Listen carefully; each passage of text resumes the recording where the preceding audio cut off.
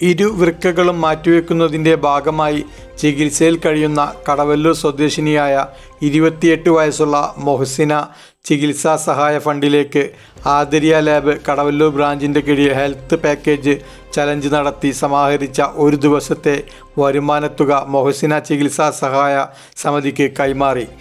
മൊഹ്സിന ചികിത്സാ സഹായ സമിതി ചെയർമാനും കടവല്ലൂർ ഗ്രാമപഞ്ചായത്ത് 20-ാം വാർഡ് മെമ്പറുമായ PM നിഷിൽ കുമാർ, കടവല്ലൂർ ഗ്രാമപഞ്ചായത്ത് 2-ാം വാർഡ് മെമ്പർ നസ്രത്ത് അബ്ദുൽ ഖാദർ, കടവല്ലൂർ ആദരിയ ലാബ് മാനേജ്മെൻറ്റ് അംഗങ്ങളായ UM ഇബ്രാഹിം കുട്ടി, ഉണ്ണി മാത്തൂർ, മൊഹ്സിന ചികിത്സാ സഹായ സമിതി എക്സിക്യൂട്ടീവ് അംഗം ഷൗക്കത്ത് അലി, ആദരിയ ലാബ് സ്റ്റാഫുകൾ തുടങ്ങിയവർ ചടങ്ങിൽ പങ്കെടുത്തു. ആദരിയ ലാബ് മാനേജ്മെൻറ്റ് അംഗം ബിജു, പൊതുപ്രവർത്തകരായ M Hasankutty, M Muhammad Haji, lab സ്റ്റാഫുകൾ തുടങ്ങിയവർ ഹെൽത്ത് പാക്കേജ് ചലഞ്ചിന് നേതൃത്വം നൽകി.